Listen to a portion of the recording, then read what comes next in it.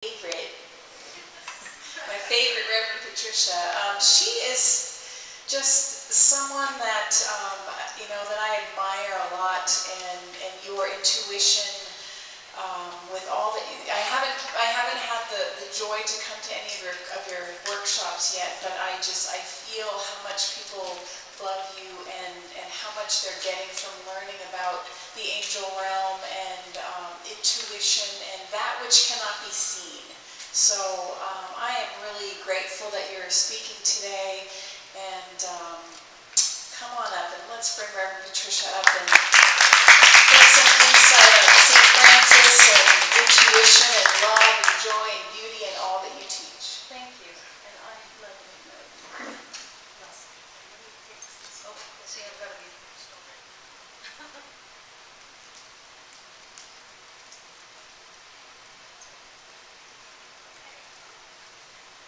we're set. Okay. Oh, it's on. Hello, everyone. Good morning. And welcome to a very joyous day and a wonderful day in celebration of my favorite saint. I love them all, but sometimes there's just one that really speaks to our heart, and because of how they shone that light, and what a remarkable effect this one particular saint had on the entire world. And for 800 plus years, his message still lives on. And I know for a fact that this was also one that Dr. Kim cherished as well. And she loved, I know last year we would get up and the year before, and subsequent years, all those years, she would do the blessing of the animals. And we're not doing that today because she's not here to join us. And so, but we still honor what she has set up and her joy of animals. She too loves all these creatures, and I know as she was a child, she went into that sort of fairy magical world with animals surrounding her and had a wonderful time of play and just going within and being joyful. And that's what this day is all about. So we want to think of Dr. Kim today, we want to think of St. Francis, whom she loved, and we want to think of our animal friends today. They are not here physically for us to bless, but that doesn't stop us, as you know, and as St. Francis knew, we can always go to prayer. And so one of the techniques that Mary Krutzman, who was a speaker here last year, I think it was, she is the director of healing ministry for Ananda, and she also is in their, I think it's a quarterly magazine that Ananda puts out. Don't know the name of it. Does one of you know the name of the magazine that goes out? In any case, so she publishes a lot about prayer. So right now she taught a technique, and she says that you can use this technique. It's very simple, and I think we use it without realizing it. But if you will, close your eyes for just a moment. And I'm going to ask the presence of St. Francis and his angels and the dear ones to come in. Be here, alive and present now. The presence of Father and Mother God, the angels, St. Clare, the brothers and sisters of the order. Be with us now as we do a blessing of the animals and all living things. And she taught us to just hold our hands out and see it before us. And let that love from God come upon that animal of yours, that friend of yours, that whatever it is that needs healing, needs love. See it before you now, with your arms outstretched, seeing this healing energy and this love go to that animal, go to that dear one. Whatever it is that you believe it needs healing and attention now, let that love and light course through your hands. Hold it in love. And see it being healed. Seeing it be renewed in the Spirit. See Mother Earth being renewed in the Spirit, in its splendor and beauty, for she nurtures us all. And see the sun, brother sun, radiate down upon this, and call it good, for it is always God in us that doeth the works. And so we entreat our little friends and all living things in this way. And so it is. Amen.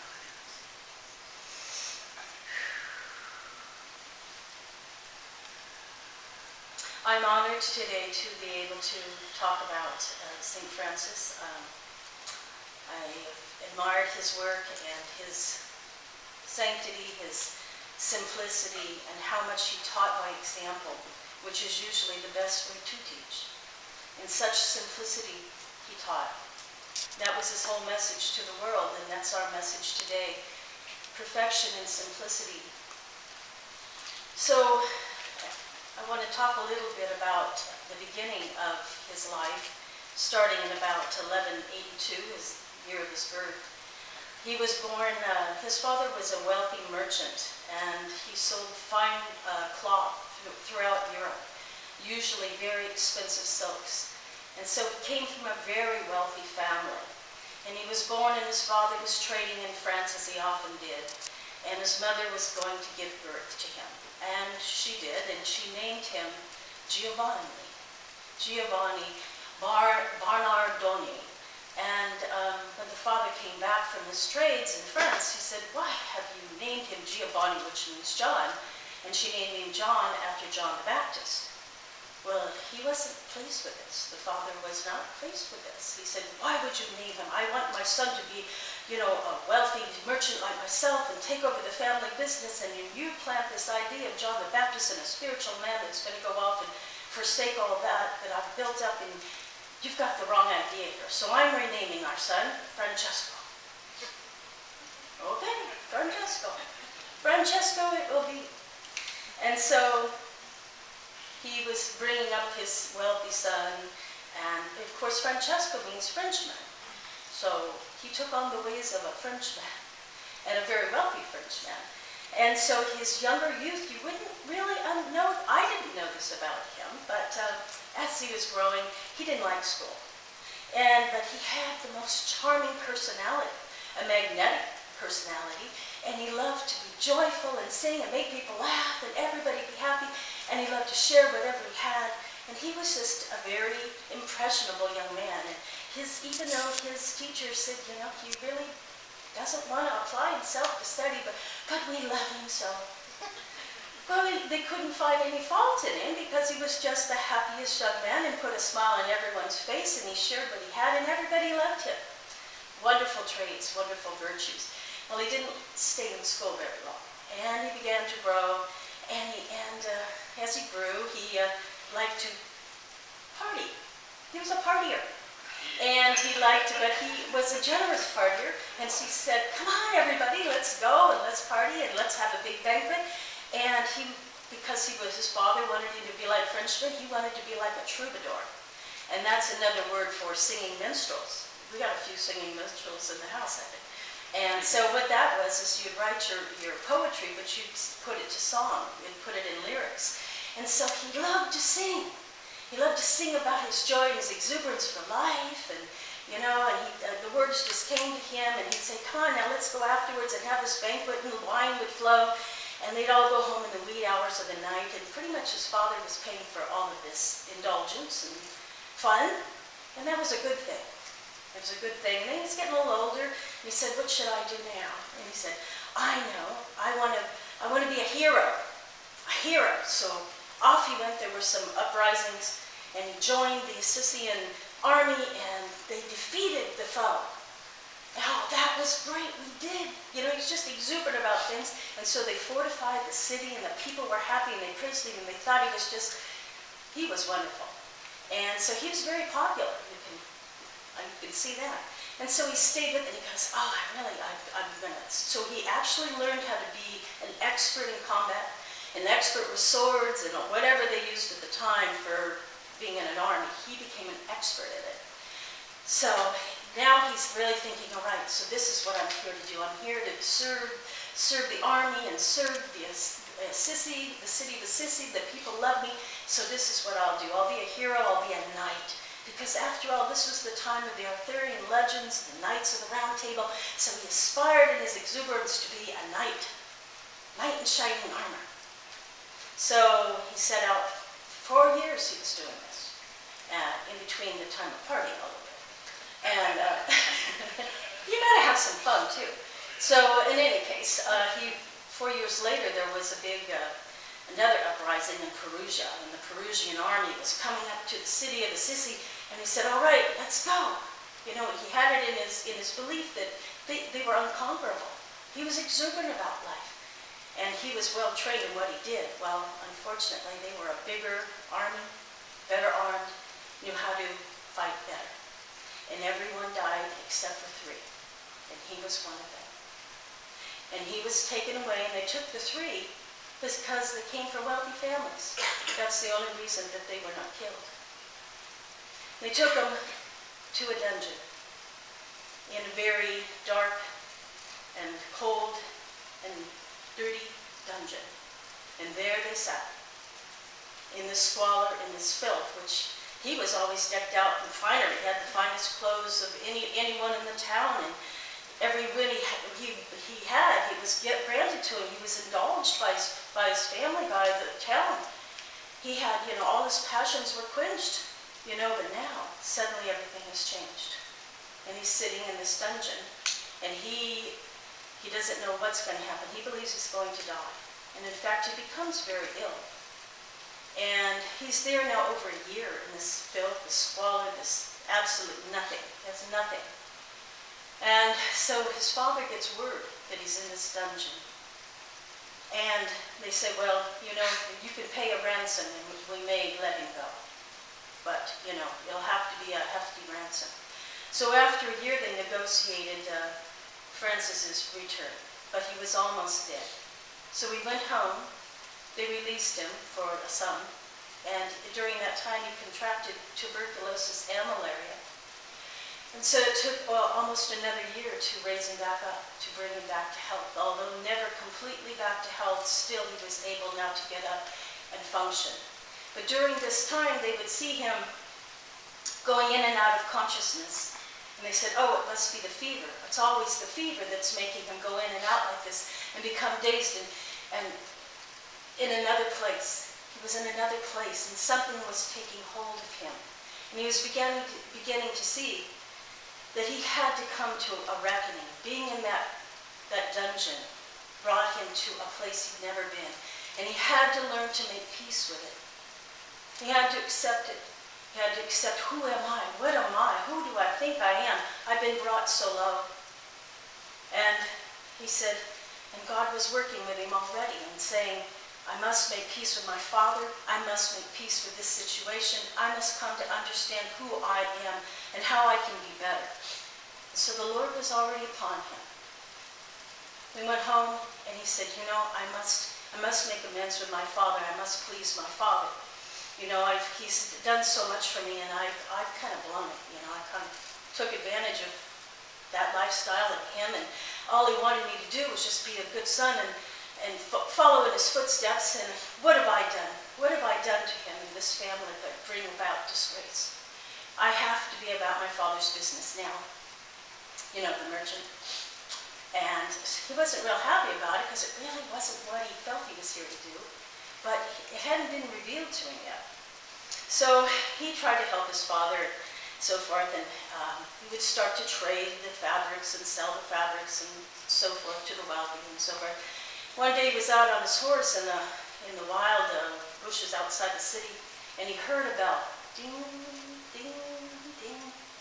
And that was a sign that a leper was walking down the way. And so it made sure that everybody could go another way because you didn't want to be near the leper. At that time, most people were desperately afraid of contracting leprosy. It was, very prevalent at that time. And so he heard the bell, and he knew that he needed to turn and go another way, only this time he didn't. He faced his biggest fear. He stopped and he looked at this leper who was in absolute rags and very poor, had hardly anything on him. His face was covered with sores, his body wrapped with sores. And he looked at him. This is his biggest fear now. And he gets down off the horse, and he walks over to the leper. He doesn't know why, but he's listening. Get down and make friends and peace with this man. Be an inspiration to this man. And he goes over and takes off his cloak and and he puts it around the man, and he looks into his eyes, and he says, I love you. I'll look after you. And he kissed the man's sore face. And at that point, something had truly changed in him. At that point, his biggest fear he had faced. And he had made peace with something that scared him, something that he wished would never, and suddenly he no longer cared about that because the love of this one was more important than himself. Oh, the Lord's working with him. He like the potter with the clay. You see, he had these wonderful virtues already. He had the fact that he was filled with joy. He was compassionate. He was generous. And he had a magnetic personality. The Lord said, I can work with that. I can work with that. I know just what I'm going to do with this one. So, come with me, my son. So, again, he's doing his father's work. I'm about my father's business. And it was a hot day, so we went into this old, beginning to be a ruin of a chapel called St. Damian's Chapel. It was so hot that, inside the little chapel with the stones, it was a little bit cooler. Sat down, and there was still an old crucifix on the wall. And he began to stare, and the crucifix became alive. And it was Jesus looking at him and speaking to him now. And he says, my son, I need you to come to work for me now. You see, I need you to rebuild my church. You see, it's in ruins. And without your help, it shall fall. And he was, well, who wouldn't be? Overcome, overwhelmed. This crucifix with Jesus on it was now talking to him. And tears just welled up in his eyes and poured forth to the ground. And he could not believe what had happened to him. Well, who could? But it did. And from that point on, he said, okay, I have to rebuild the church. So he took it literal. He took the message literal. I have to rebuild the church. So we got together and he said, picked up a stone, got a few helpers and picked up a stone and they began to build the church. Literally. Rebuild St. Damian.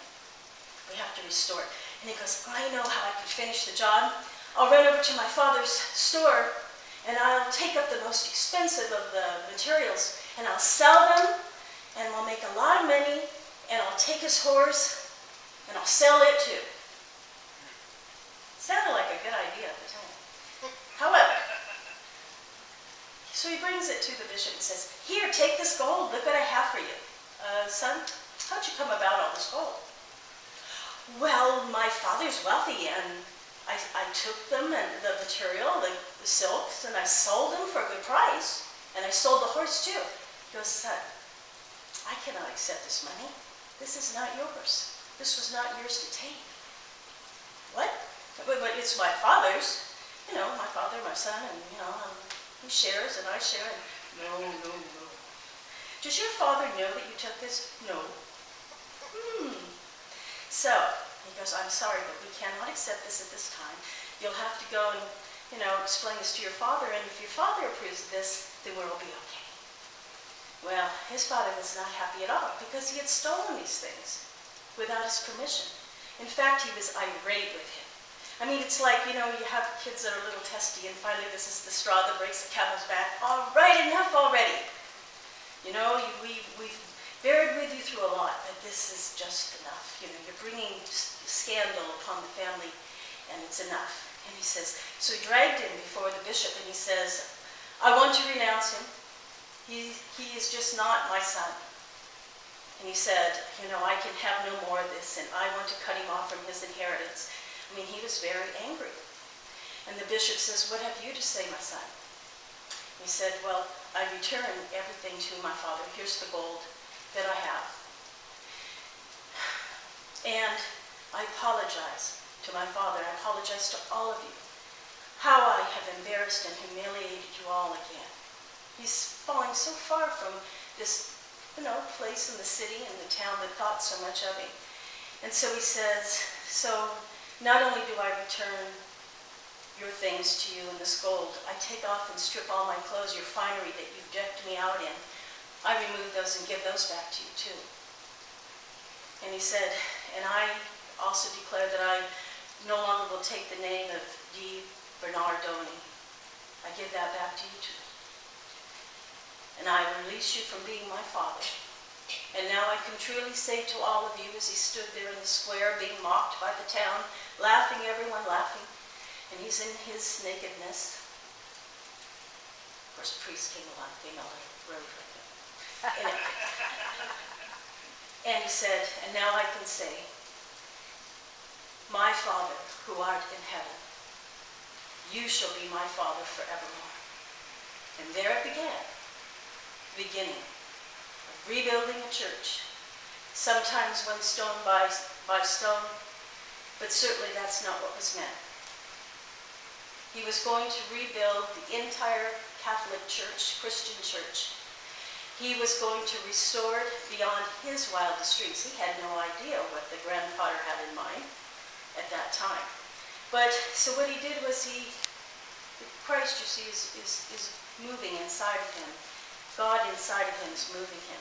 And so he said, the bishop said, I'm going to give you a robe, and I'm going to let you take this up. You have obviously loved God.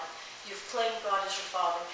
Put on this robe of a priest. No, I cannot. I'm not a very good person. You see, he's doing penance already. They called it flogging, but penance. No, he's going to keep humbling himself because he must learn from this.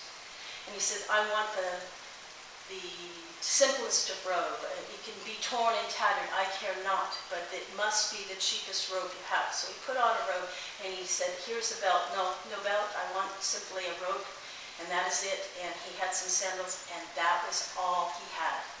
And after that, he never wanted things again. And that began the order, at the very beginning, the order of the friars, were living in simplicity. And so he went away, and he would go back, and he started coming into the town and speaking of the Gospels and speaking of the Word of God. And at first the people thought, oh, we can't take you serious. But then they began to listen. And he began to speak from his heart, and the Holy Spirit was upon him. And all of a sudden, people realized something is really going on. He's moving us. And we're feeling something, a presence that's with him and a presence that's being spoken to us. And he began to convert people on the spot. And something was truly going on. And then he began to have followers. And within less than a year, he had 12 followers, like the 12 apostles. All of them following in the same way of simplicity, vowing to love Lady Poverty, as it was called. They were being groomed to be the bridesmen to Lady Poverty.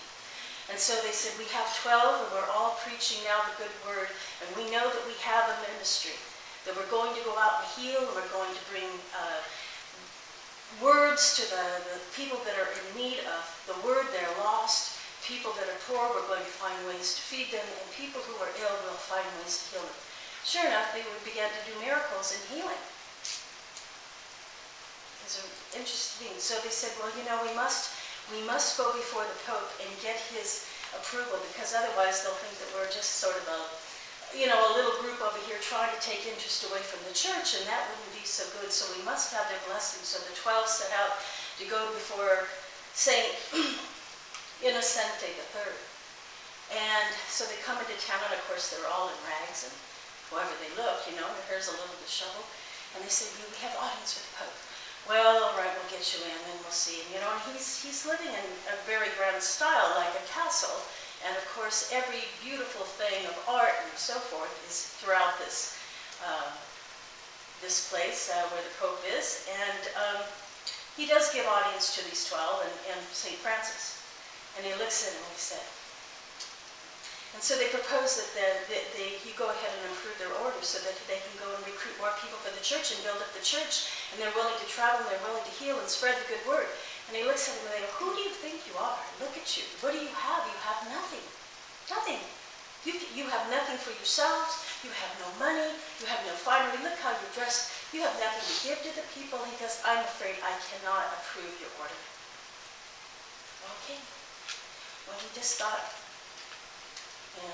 We are very serious about this, and this is our love and our passion, and wonderful things are happening, and we're going out in the name of Christ and so forth, but all right.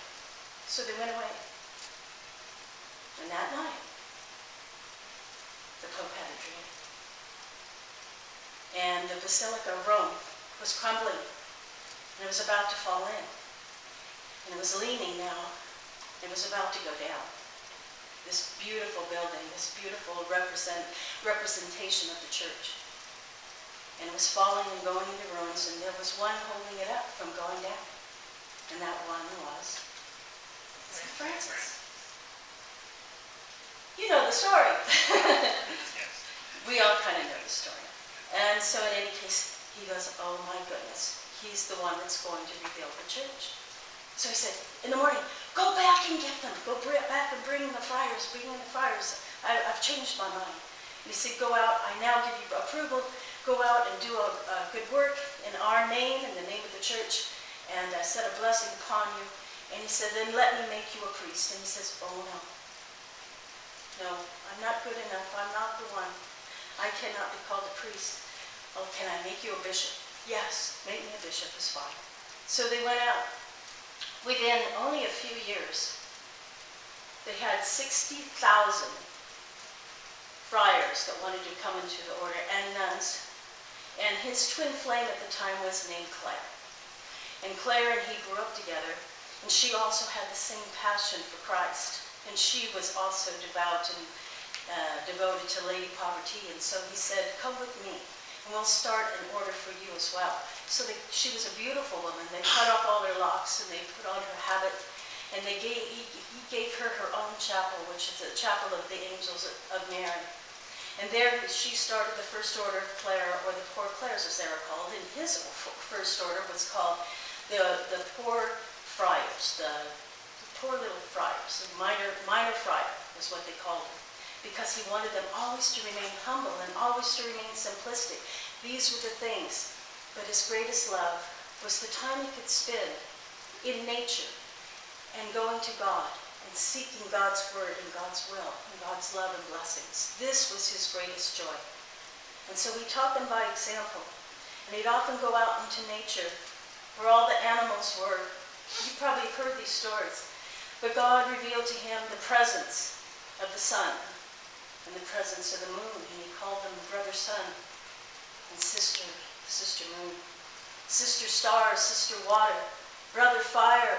Everything became a living presence of God. All the little birds, all the little animals, everywhere, God revealed his presence. And so he would sit out no matter where he was. He would walk barefoot on rocks because it was the rock of faith. Jesus was the rock, gave us the rock of faith. So he would walk barefoot on jagged edges and be one with it. And even if it cut his feet, he didn't feel it. Once he was caught on fire, and the brother said, quick, let's get this fire extinguisher. She goes, no, don't hurt brother fire. And even though his leg was burning, he did not feel the pain. These are the things that began to happen. He'd go into the town and say, how can I help you? Well, we are doing okay, but there's a wolf outside the city, and it's eating our animals, and we're afraid. And now it wants to consume our children. We can't even let the children out on the street because now it's looking at the children. Will you help us? What can you do? Okay, I'll see what I can do. So he goes out, right outside the city, and there was this huge, big black wolf. And it was drooling because it saw perhaps his dinner. Here comes St. Francis. Well, St. Francis looked into the eyes of the wolf, and he said, my brother, what have you been doing? Let us talk for a while. He goes, you've made the people afraid. You're eating their animals, and now you're wanting to consume their children. Now, this isn't right. Come here, come a little closer, I want to talk to you. So the wolf looked at him and kind of put his head down like, oh, I'm sorry. Maybe I'm not acting so nice. And so he had a little conversation with the wolf. He goes, I'll tell you what, let's strike up an agreement. I'm going to ask the township to feed you so that you don't have to go and kill or hurt anything anymore. And he said, and in return, you will look after them, and you will be good and kind and warn them and just be a good animal. Would that be okay? He goes, well, sure. So then he goes into town, he goes, all right, we've got to deal with the big black wolf. And he's agreed that if you will take care of him and love him and treat him kindly, and you will feed him, each of you in turn, he goes, he'll live peacefully with you, and he'll look after you, and he'll warn you of anything that you need to. Would that be okay? Yes. So they lived all together in peace. This is a true story. These stories come from, he was actually, St. Gregory, Pope Gregory, authorized the biography of St. Francis by 3 of his friars that lived with him and were the closest to him. There was Bonaventure, there was Thomas, and Leo, brother Leo. And so they were authorized to write the actual biography of him, 3 different biographies, recounting these real personal stories. Well, now you can see that everything's growing and just beaming, and they are traveling missionaries, and they're going all over Europe and everything. People in entire towns are being converted in an instant by the Holy Spirit that is speaking through not only him, but from his brothers and the friars that have gone out. So it's a healing ministry. Miracles after miracles are happening, and they're feeding the poor, and conversion is going, and so forth. And so he's quite happy with this. And then it says that he's preparing for Michaelmas. These are a few years later. He's preparing for Michaelmas about September 14th. And he's tired, and he's getting sick. He's getting older now. And everything's growing, looking good. And he's not feeling well, so he goes up into a high mountain called Laverna. And there he's trying to recuperate. He's really becoming older now, and he's frail. He's never really recovered from those original illnesses. And after a lot of time of penance, a lot of time of not eating well and so forth, he's very frail, and he's also going blind. He's going blind. And one of the bishops said, you must go to the Pope. He has a doctor that has been able to cure blindness, and he says, we must have you be able to see, so we're going to send you. So off he goes to Rome to see this doctor. And his doctor decides, well, we have a remedy for this. You see, we're going to take this hot poker iron, and we're just going to open everything up like this. And he goes, and then it'll restore your sight. Okay, I don't really want to go, but you're insisting, so I'm here. So they take the hot poker, and up they go. And he does not yell out because, you know, he's made friends with Brother Fire. He's a mystic. He understands the elements. And so most would scream out in pain. He did not. And it did not cure his blindness sight. And he went home, back to Laverna. And there with this Michaelmas, he's saying, you know, he's thinking about all these things. And he's thinking about the passion of Christ. So taken up, he's often in rapture. There are times he'll set out upon a city, and he'll go into a town, and he'll be up in rapture, and he's only with God. For days he'd be like that. And then he'd say to the people, well, when do we get to the city? Well, you were just in the city, and you were riding around, and didn't you remember? No. He was always in rapture. Well, in any case, he's in rapture now, and he's really in wanting to live, be perfected in Christ in his very simple manner. And this is all that consumes him, the passion of Christ. And another miracle begins to take place. A seraphim, one of the highest, closest to God, came down in the midst of a forest where he was. A 6-winged angel. And the wings were up like this, and then there were wings down below, and then there were wings like this. And as the angel came near to Francis, he opened his wings, and there was a crucified Jesus on the cross. And he said, because you have so loved me, I give you now the stigmata of Christ. And there upon his hands were the wounds of Christ, and on his feet, and the lance of Jesus. And he had received that day, September 14th, the stigmata, the first stigmata ever in the church. And, well, you can imagine what this had done for him. And of course, he was not one to boast and be covered. He would wear socks, and he would cover himself so nobody knew what had happened to him, because this was between him and God. This is all he wanted. was to live by example that life of Christ, Jesus the Christ. He so wanted to please his Father and be a son, a worthy son. Emptying himself all the time as an empty vessel so God could come and fill him up. So it's very important he led a very simplistic life. And now he's preparing for Christmas in another country, and he says, I want to do this the right way. And he said, let us recreate the nativity scene when Jesus was born. And he said, let's get the real animals. Let's get the donkeys and the oxen and all the little animals, and let's build a crib where Jesus was born, and let's build a little manger set. And some people gave their land, because it was right by the city, and everyone would walk by. And here was this beautiful nativity scene. And from that point on, that became how we celebrated Christmas time, was to have a nativity set. It was brought to us by St. Francis. Things we didn't know. I didn't know.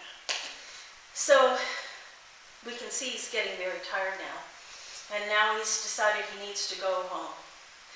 He's not real happy because there became a third order called the Third Order of Friars. And these were the ones who didn't know Francis, didn't understand how he lived and how he asked his original friars to serve by simplicity, by poverty, by prayer. And so they said, well, we can't own anything, we can't have anything, but we can enjoy them. We can, surround ourselves with them, we just can't own them. And so they thought they were very clever, and he was not happy with this. He was brokenhearted, in fact. He thought, how have they missed my message? That only through prayer can you truly be changed.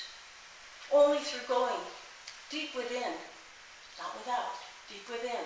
And the only passion should be the passion of loving God.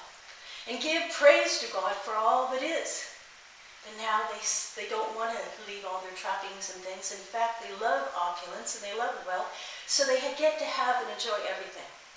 This is breaking his heart. I mean, he's glad to see that he's built up the church. It's a new brotherhood in Christ. All over Europe. Build my church. He built the church. But it wasn't really the church. It wasn't becoming what he had hoped. So he's going home now. And he's singing all the time because he's a happy soul. That's who he is. He's living his life right to the end.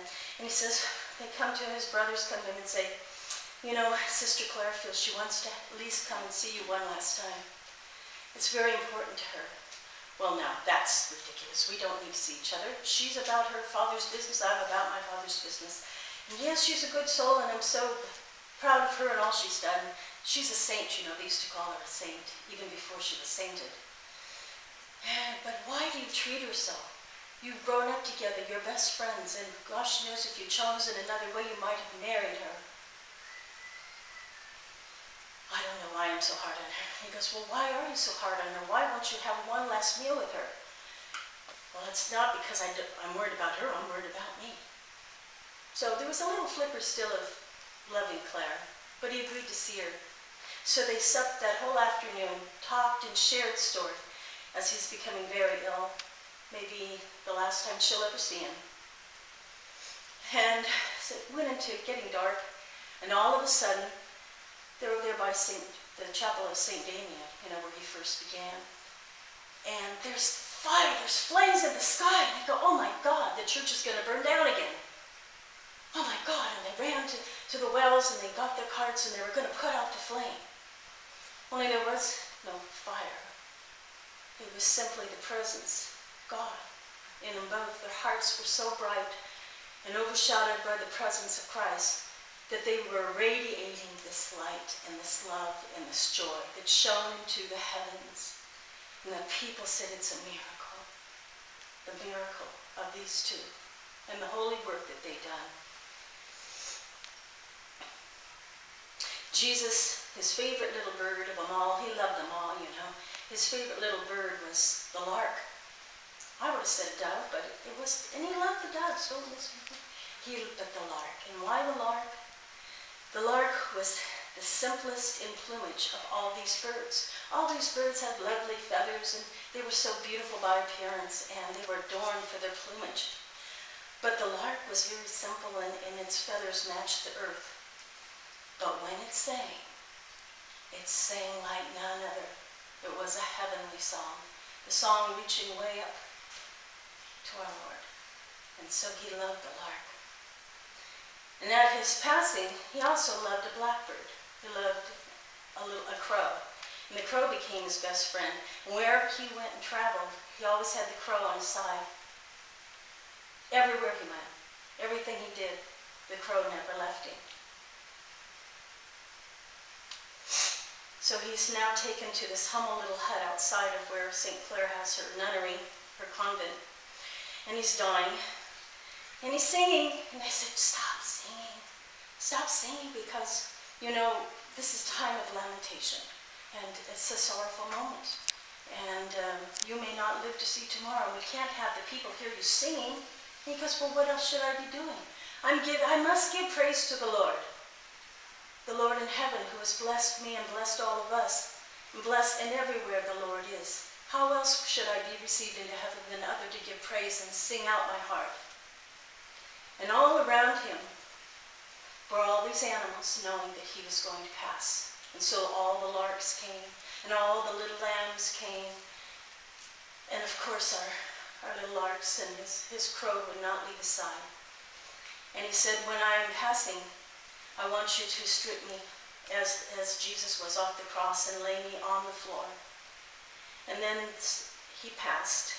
He says to his brothers as he's passing, I want you to read to me Psalm 141, a lamentation, prayer, and praise to the Lord.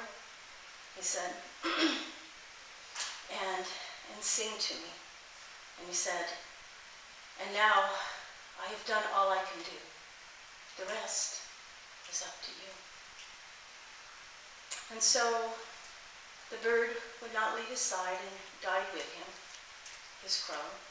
And all the animals all around the city came, and they were singing and hawing and heeing and hawing, and a great song went out amongst the animals. And St. Francis returned home once again to his father. It's a beautiful story. I had no idea of some of these things. I knew about the stigmata. I knew that he had the ability to commune with animals and with nature everywhere. I did know that. But he was a prophet